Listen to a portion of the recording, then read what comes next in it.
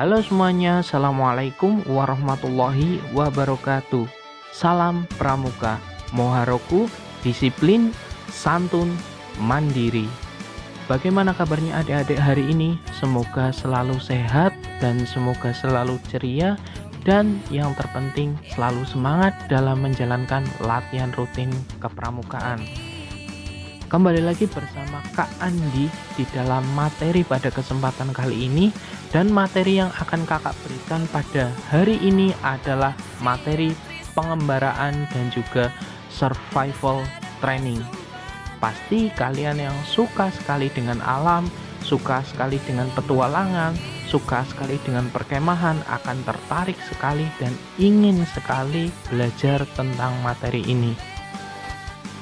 Dalam melakukan perjalanan di alam terbuka, seorang petualang perlu membekali diri dengan pengetahuan survival. Survival berasal dari kata survive, yang berarti mampu mempertahankan diri dari keadaan tertentu. Dalam hal ini, mampu mempertahankan diri dari keadaan yang buruk dan kritis sekalipun. Begitu juga dengan pramuka, ketika kita sedang ada di alam terbuka, sedang melaksanakan kegiatan perkemahan atau yang lain-lain, kita harus bisa survive, harus bisa mempertahankan diri baik dari keadaan yang aman, buruk, sampai keadaan yang paling kritis sekalipun. Survival juga dapat diartikan sebagai berikut. S-nya artinya adalah sadar akan situasi yang dihadapi. U-nya adalah gunakan semua pikiran sehat kamu dan jangan tergesa-gesa dalam mengambil sesuatu. R-nya adalah ingat di mana kamu berada. Kemudian kuasai dirimu dari rasa takut dan juga rasa panik. I-nya adalah improvisasi sesuatu yang ada di sekitar kita. Kemudian hargailah hidup kita. Sesuaikan diri kita dengan lingkungan setempat, dan L yang terakhir adalah pelajari dasar-dasar keterampilan untuk bertahan hidup. Kemudian apabila kamu dalam keadaan terdesak, panik, kritis, dan juga kehilangan arah, ingatlah stop plus A. S-nya adalah berhenti dan kemudian duduk setenang mungkin. T-nya adalah berpikir. O-nya adalah amati keadaan sekitar dengan seksama. P-nya adalah buat rencana yang harus dilakukan sesegera mungkin. Dan kemudian yang terakhir A adalah segera lakukan apa yang sudah kamu rencanakan. Itu beberapa pengertian dan juga beberapa hal yang harus kalian tahu dari pengembaraan dan juga survival training. Dan sekarang kita akan belajar mengenai teknik dasar apa saja sih yang wajib kalian kuasai apabila kalian akan melaksanakan petualangan dan juga melaksanakan survival di alam terbuka. Teknik dasar survival yang wajib dikuasai yang pertama adalah pertolongan pertama. Pertolongan pertama bukan hanya dalam kategori medis saja, tetapi juga kategori psikologi, di mana seorang survive itu dituntut untuk tetap tenang dan juga tidak panik. Karena apabila panik dapat memperburuk kondisi dari seorang survivor. Pertolongan pertama ini dapat kita lakukan dengan metode yang Kak Andi katakan tadi, yaitu stop plus A. Teknik dasar yang kedua dalam survival yang harus kalian kuasai adalah masalah makanan dan juga air. Memang kadang apabila kalian itu melakukan perjalanan pengembaraan, kalian sudah menyiapkan makanan dan minuman dari rumah. Namun siapa yang tahu apabila di jalan, apabila di lokasi makanan dan minuman kalian itu habis.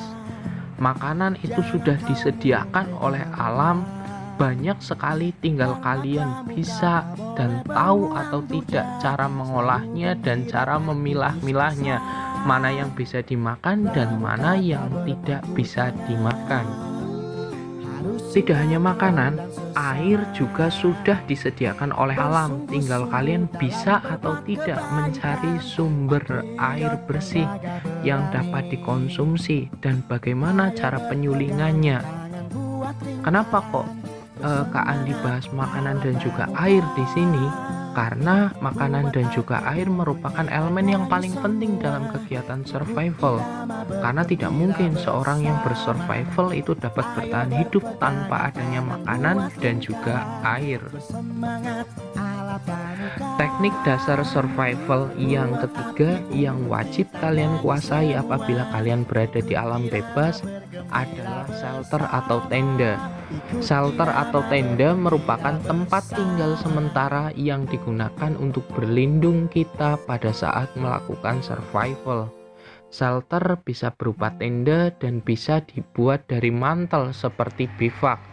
Survivor juga bisa memanfaatkan alam sekitar seperti berlindung di dalam gua, berlindung di dalam rongga pohon yang aman atau celah bebatuan yang sekiranya mampu untuk melindungi survivor.